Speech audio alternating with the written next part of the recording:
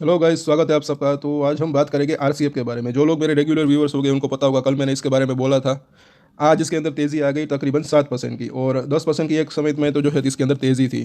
तो क्या वीडियो बनाने में थोड़ा सा लेट हो गया? नहीं, ऐसा बिल्कुल नहीं है। मैं और कल जो है थोड़ा सा टाइम ज़्यादा लग गया था, इसलिए जो है शाम को मैंने इसके ऊपर जो है वीडियो नहीं बनाया था। इसके ऊपर अगर देखें तो मुझे ऐसा लग रहा है कि ये यहाँ से तकरीबन तकरीबन जो है, मुझे ऐसा लग रहा है कि ये डबल हो सकता है। सबसे पहली बात, इसके फंडामेंटल देखेंगे, इसका चार्ट भी देखेंगे। आज इसने अगर सबसे अच्छी बात अगर देखें तो 50 डेज़ का मूविंग एवरेज और 200 दिनों का मूविंग एवरेज के ऊपर निकला है, और वो भी अच्छे खासे वॉल्यूम के साथ। और मुझे ऐसा लग रहा है, सबसे पहले की बात तो है कि 150 रुपये का जो ये लेवल है, ये इसका जो है मल्टी ईयर जो है एक रेजिस्टेंट है। जब ये इसको पार करेगा तब जो है इसके अंदर 180 से लेकर 200 तक के टारगेट आप एक्सपेक्ट कर सकते हैं। इसके अंदर जो है ये साल, 1.5 साल, 2 साल तक इतना टाइम लग सकता है। हो सकता है कि उससे पहले भी आ जाए। इसका प्रॉफिट जो है वो अच्छे खासे ग्रो हो रहा है। सबसे पहले जिन्होंने सब्सक्राइब नहीं किया वो सब्सक्राइब जरूर कर ले, और शेयर जरूर करें जो भी लोग शेयर मार्केट के अंदर जुड़े हुए हैं।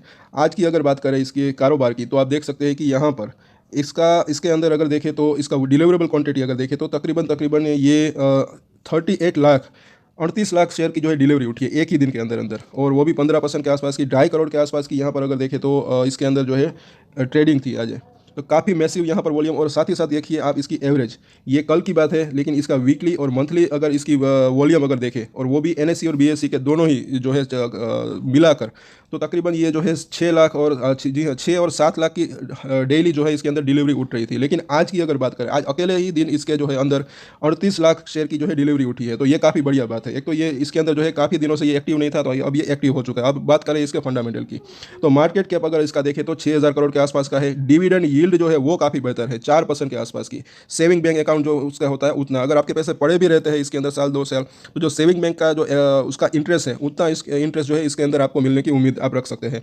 और साथ ही साथ इसके बुक वैल्यू के आसपास ही है, 84 रुपीज़ इसकी बुक वैल्यू है। और return on equity, return on capital employ काफ़ी बेहतर है, 20% के आसपास की।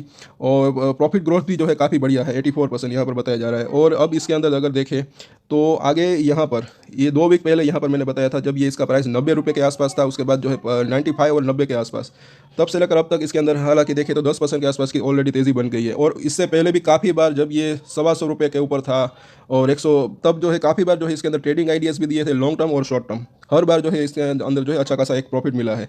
अब इसके रिजल्ट की हम देख लेते बात कर लेते हैं। तो अगर सेल्स की बात करें तो क्वार्टर ऑन क्वार्टर और ईयरली रिजल्ट अगर देखें तो सेल्स जो है इसके अंदर 70 से 80% के आसपास की बढ़त काफ़ी बढ़िया है दिसंबर क्वार्टर का। और जो प्रॉफिट है वो तो तकरीबन अगर देखें उसके अंदर भी 60 से 70% के आसपास की बढ़त है।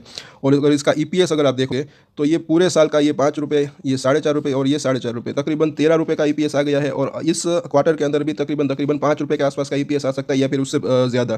तो पूरे साल का ईपीएस जो है 18 रुपये तक आ सकता है। अगर इसको सिर्फ 10 का पी रेशियो दे, सिर्फ 10 का पी रेशियो, तो भी जो है इसका फेयर प्राइस अगर देखें तो 180 तक ये जा सकता है, ऐसा मुझे लग रहा है।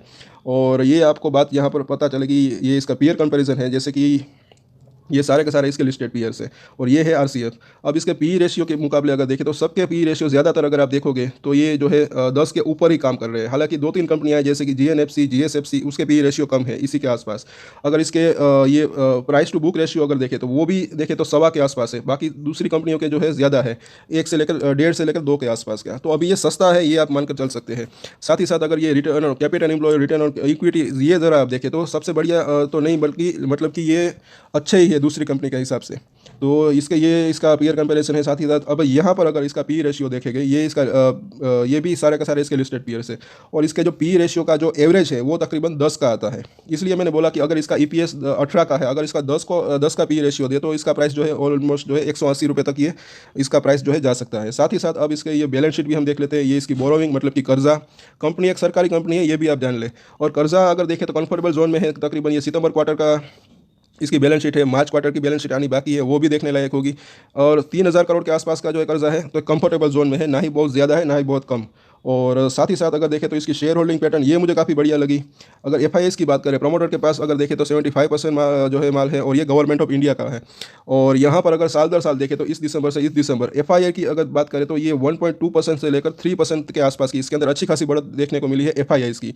काफ़ी ज़्यादा इंटरेस्ट लिया है एफआईआईस ने। साथ ही साथ डीआईएस की बात करें तो वो भी अच्छा खासे 0.3% से लेकर 1.13% के आसपास की यहाँ पर जो है डोमेस्टिक, यानी कि डीआईएस ने भी अच्छा खासा माल इसके अंदर साल दर साल अगर आप देखें क्वार्टरली तो उठाया है। पब्लिक के पास अगर देखें तो थोड़ा सा जो 23%, 23.5% से लेकर वो जो है 20.5%, उसके अंदर 3% का जो है एक कम हुए है माल, तो वो बात जो है अच्छी है। तो अब बात कर लेते हैं इसके टेक्निकल चार्ट के ऊपर। तो शॉर्ट टर्म और लॉन्ग टर्म या मीडियम टर्म, अब दोनों ही चीज़ जो है इसके अंदर आप ये आपकी क्या स्ट्रेटजी रह सकती है आप वो जो है समझ सकते हैं। बाकी मर्जी आपकी है, आप अपने हिसाब से इसके अंदर ट्रेड ले सकते हैं। बाकी यहाँ पर अगर देखें, जैसे कि मैंने बताया 200 दिनों का मूविंग एवरेज 103 रुपये, 50 दिनों का मूविंग एवरेज वो भी सेम ही है, आज इससे ऊपर ये निकला है, वो भी अच्छे खासे वॉल्यूम के साथ। तो अब इसके अंदर जो है आप दो चीज़ें कर सकते हैं। जो शॉर्ट टर्म ट्रेडर्स है, अगर आप चाहे तो दो स्टेप में बाई कर सकते हैं। एक तो करंट मार्केट प्राइस के ऊपर भी ये अच्छा है, और बाई चांस ये जब ये 100 रुपीज़ के करीब आए, अगर मार्केट के अंदर करेक्शन आता है तब आप वेट करना चाहे तो वेट भी कर सकते हैं, या फिर एक तो करंट मार्केट प्राइस के ऊपर जब ये 100 रुपये के करीब आए तब इसके अंदर जो है अगर बाई करना चाहे तो कर सकते हैं। नीचे में मुझे ऐसा लग रहा है तो आप दो स्टॉप लॉस ले सकते हैं, एक तो 95 रुपीज़ और दूसरा जो है 90 रुपीज़। और क्योंकि इसका वैल्यूएशन अभी देखें तो काफ़ी चीप है, 5 के आसपास का पी रेशियो है, तो ये दोनों ही स्टॉप लॉस आप अपने हिसाब से रख सकते हैं, और एक दो रुपये ऊपर नीचे भी रख सकते हैं स्टॉप लॉस। और ऊपर में मुझे ऐसा लग रहा है इन द शॉर्ट टर्म ही ये 115 रुपये से लेकर 120 रुपये तक जा सकता है। और लॉन्ग टर्म में तो ऑलरेडी मैंने बता ही दिया है, लेकिन इसका वीकली चार्ट भी हम देख लेते हैं। तो ये इसका वीकली चार्ट है। तो जो इसके अंदर ये प्रॉफिट बुकिंग चल रही थी, यहाँ पर एक 145 के आसपास का इसने हाई बनाया था। इस वीक अगर आप देखें तो इसने एक ब्रेकआउट देने की कोशिश की है, यहाँ पर आप क्लियरली देख सकते हैं। और इसका जो स्टॉप लॉस और ये ट्रेंड लाइन है, ये 98 से 95 रुपीज़ के आसपास यहाँ पर है। तो अगर ये फॉल्स ब्रेकआउट रहा तो इसके नीचे जाएगा, तब जो है इसके अंदर ये वापस से ब्रेकडाउन होगा, लेकिन नीचे में डाउन साइड रिस्क जो है वो काफ़ी कम है। और यहाँ पर अगर देखें तो इसका 50 वीक का जो मूविंग एवरेज है वो भी 101 रुपये के आसपास है। और साथ ही साथ अब ये इसका मंथली चार्ट जब हमने लगाया तो यहाँ पर एक तो 90 रुपये का जो है, अगर आप इसके अंदर लॉन्ग टर्म के लिए बाई करते हैं तो एक तो आप 90 रुपये के आसपास का एक स्टॉप लॉस ले सकते हैं। उसके नीचे अगर देखें तो ये जो 50 मंथ का जो मूविंग एवरेज जो कि 80 रुपीज़ है, ये काफ़ी स्ट्रॉन्ग जो सपोर्ट बन सकता है। तो ये दोनों ही जो है आप स्टॉप लॉस अपने हिसाब से रख सकते हैं। और लॉन्ग टर्म के लिए बाई करना अगर आप करना चाहते हैं तो इसके अंदर थोड़ा थोड़ा कर बाई कर सकते हैं, अगर आप बाई करना चाहते हैं तो। और वैसे मुझे शेयर अच्छा लग रहा है, डाउन साइड रिस्क जो है वो काफ़ी कम लग रही है। और ये 3 महीने का चार्ट यहाँ पर लगा है आप लोगों को दिखाने के लिए कि ये 2008 में यहाँ पर आप देख सकते हैं इसने एक ये 150 रुपये तक का एक हाई बनाया था। और यहाँ पर ये जो है एक मल्टी ईयर जो है रेजिस्टेंट है, जब भी ये इसको क्रॉस करेगा तब ये 180 से 200 तक भी जा सकता है। और मुझे ऐसा लग रहा है कि इसकी परफॉर्मेंस जैसे जैसे इसके रिजल्ट अच्छे आ रहे हैं तो हो सकता है कि इसका जो प्राइस है वहाँ पर ये जाए और इसको ये अपना जो रेजिस्टेंट है इसको भी पार कर ऊपर ये निकल सकता है। क्योंकि अगर आप देखें तो यहाँ पर वॉल्यूम की अगर बात करें तो यहाँ पर अगर वॉल्यूम कम था, लेकिन ये इस पिछले पूरे साल के अंदर अगर देखें तो 1.5 साल में अच्छा खासा वॉल्यूम इसके अंदर रहा है और अच्छा खासा एक्यूमुलेशन देखने को मिल रहा है। फिर से इसका डेली चार्ट लगाया है और यहाँ पर आप क्लियरली देख सकते हैं कि यहाँ पर एक तो इसने सपोर्ट लिया था जब अभी इसके प्राइस इसी प्राइस के आसपास ये अवेलेबल है।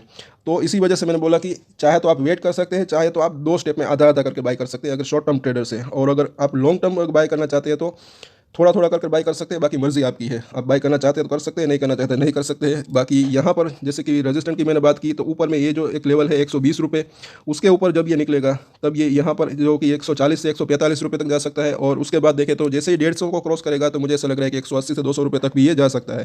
परफॉर्मेंस अच्छी है, आपने सबने देखा क्वार्टरली रिजल्ट इसके अच्छे हैं, साल दर साल भी रिजल्ट जो है इसके अच्छे आ रहे हैं।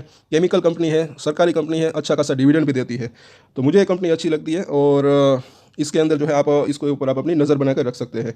और आज के वीडियो में इतना ही। अगर आपको अच्छा लगा तो लाइक ज़रूर करें दोस्तों, शेयर करें जो भी लोग शेयर मार्केट के अंदर जुड़े हुए हैं, और सब्सक्राइब ज़रूर कर लें हमारे चैनल को।